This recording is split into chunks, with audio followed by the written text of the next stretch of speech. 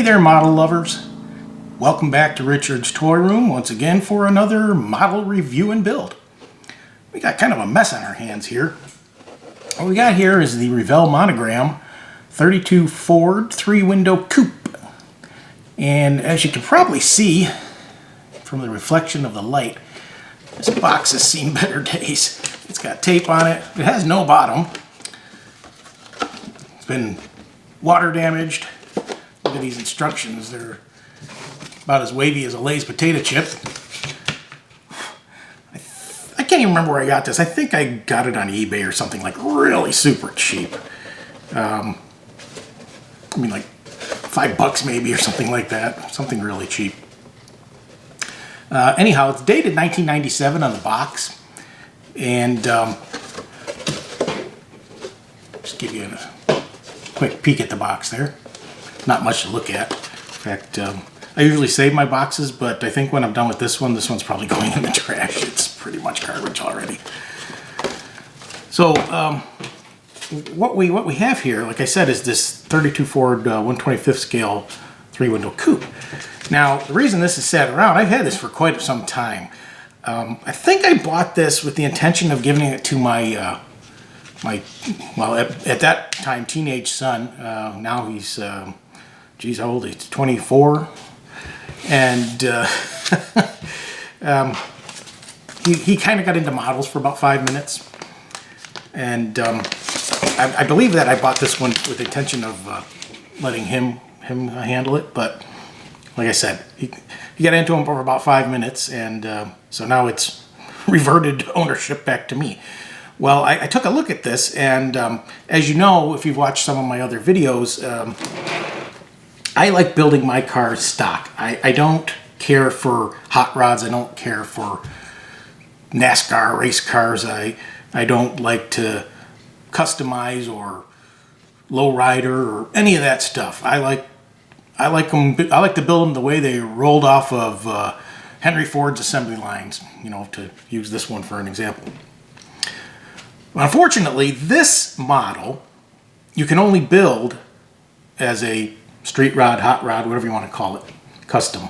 It does not come with the stock wheels, or I don't even think it comes with the stock engine. So for that fact, I kind of kept pushing it off to the side. It's actually copyrighted in 1998 on the instructions, so I would put it at least that old. So anyway, what we have here are your typical for the time anyway, Revell Monogram instructions. They seem to have dropped Monogram from their name since this point, haven't they? It's in a nice booklet form, although it's not stapled together, so the pages are loose. Now you've got your engine here, and this is, like I said, not the original engine. This is some kind of like more modern, probably like, you know, 60s, 70s, 80s, whatever, V8. And they've also modified the chassis. I mean, this is looks like maybe like a 9-inch Ford rear end or something like that. You know, they've got what looks like airbag shocks or something on here, and possibly like a lowered front axle, and like the chrome wheels, street racing wheels or whatever they are. We got a modern master cylinder on there. Got your dual exhaust. Got your stabilizer bars, all chrome radius rods and nonsense like that. The interior looks fairly stock, but I think it has a more modern steering wheel. They give you a gas tank to put in, headers. So that's why I didn't really want to build this one, because it's all full of custom parts. But I figured, you know what?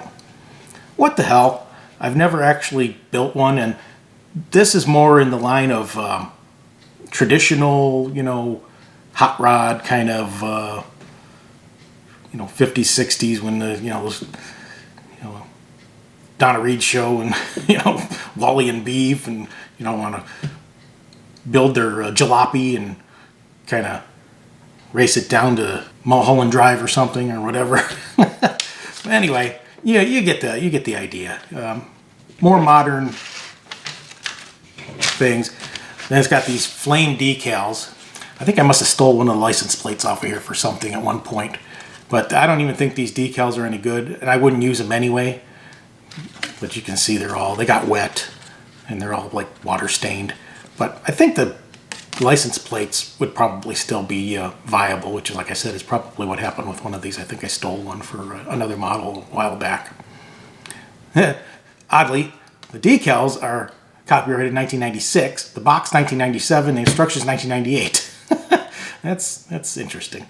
But anyway, like I said, I wouldn't put these ugly flame decals on this anyway, even though I'm building it as a customized vehicle. But I thought, what the hell, you know? Then I can just do what I want with it, and I don't have to like try to pick a factory color, or, you know, if I decide to like go off a little bit on it, maybe I might want to make it like a two-tone or something, or a metallic flake or whatever, you know. I can do that because it's not a stock vehicle. As you can see, it's still in the bag sealed, and so everything's here. So let's take a look and see what we got with some of these parts. So you got your glass, your front and rear, and then they give you two different headlight options here, it looks like. And then they give you a, I don't know if this was one piece at one time or not, but basically one chrome tree. You've got your bumpers, your windshield frame, yeah, you get your headlights. They could be, maybe they might be fog lights. I'm not sure. We'll have to see that when we start building it. And you got some engine parts, and then your chrome rims. Here's your tires. They are name brand. They are Goodyear Blue Streak. That's what they're marked. Goodyear Blue Streak. They are solid, very hard tires. So they will have to be built with the rims going on either side, or you'll never be able to pop them in there unless you boiled them. Oh, wait, there's another chrome tree here. I didn't even see it. It was off beside me here. So you got like your grill and some other suspension parts and headers. Looks like some brake rotors or something there. Valve cover. A couple other little parts, mirrors and stuff. Decent. And here's your bag full of plastic.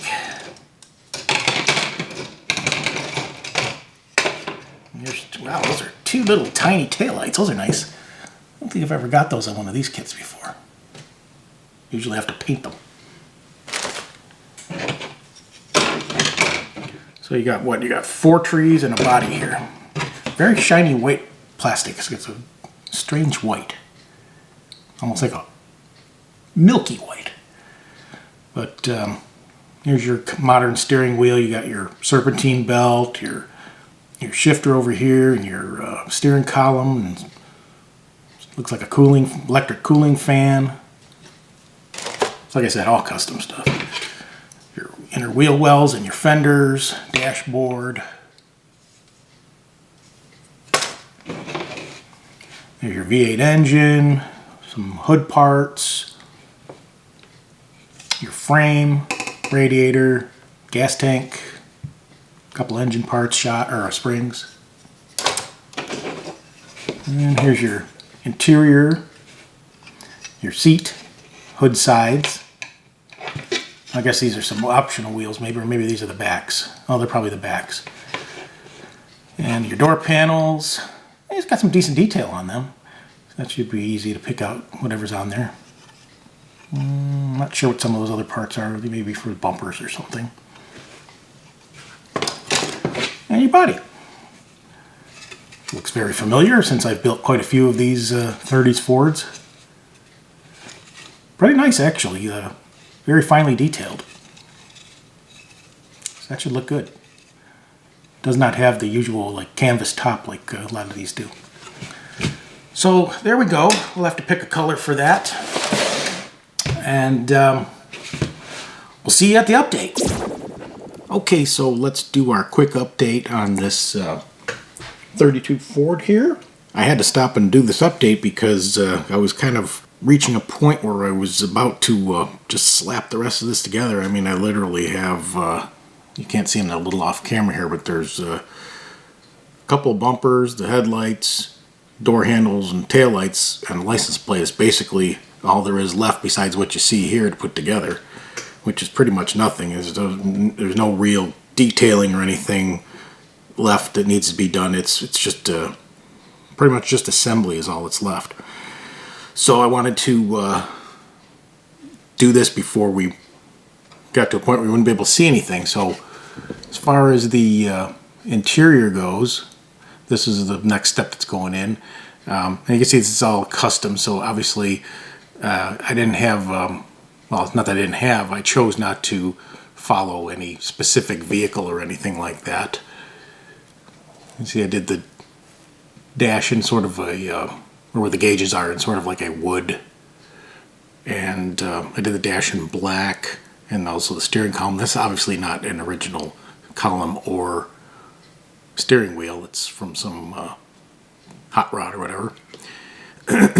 And the body, this is a Krylon Coral, and I did a black base coat on it, but the Coral didn't want to go over it. Well, I don't know if it was because it was Krylon paint or if it was something just wasn't mixing right, because it was Rust-Oleum flat black is what I used on there. So I don't know. I'm still kind of experimenting, even though I've been doing this for decades. But I think I'm kind of getting a little bit better and getting a little bit more of the hang. This does have a little bit of orange peel on it, but I think it came out pretty nice overall.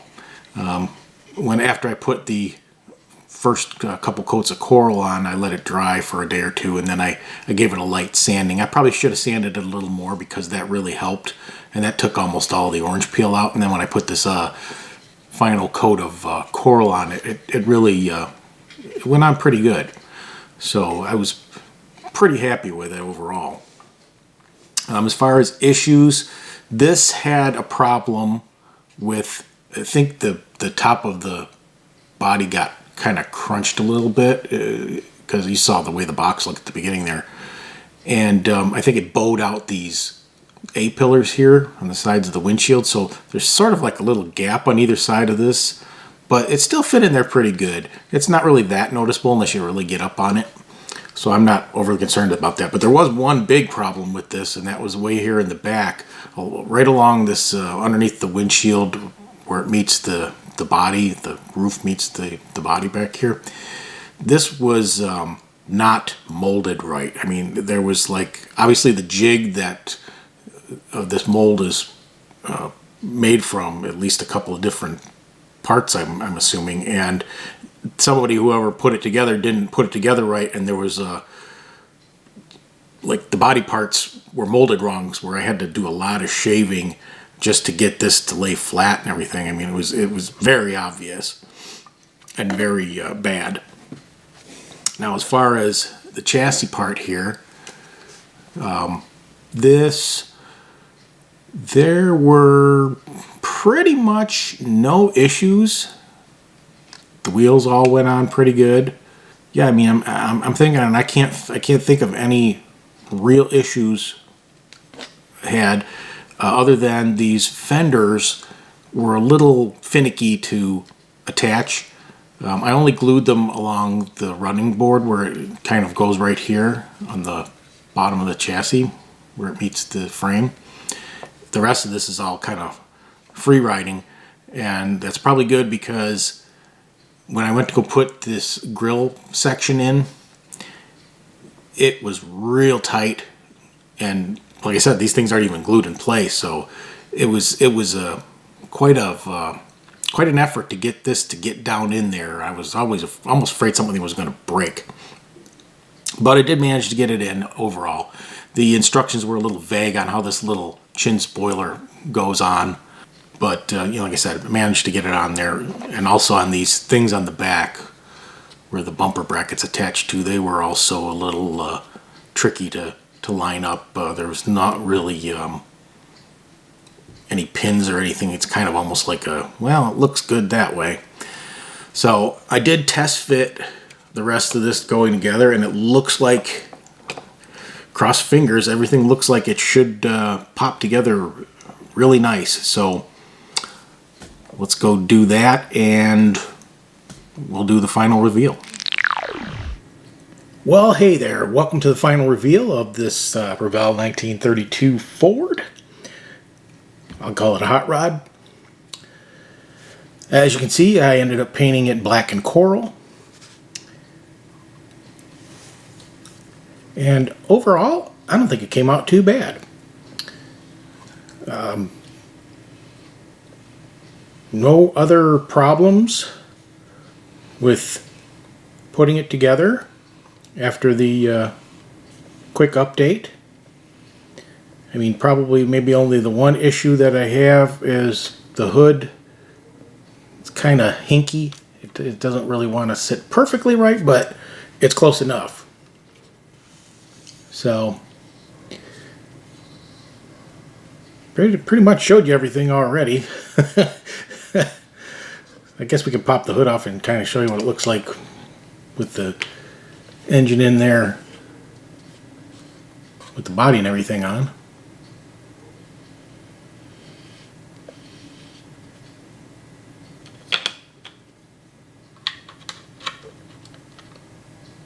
I didn't use any future floor polish on this one. I was going to, but I just decided not to. It's good enough. So basically, I guess we'll just turn this turntable on and let you get a look at that, and we'll be done with this.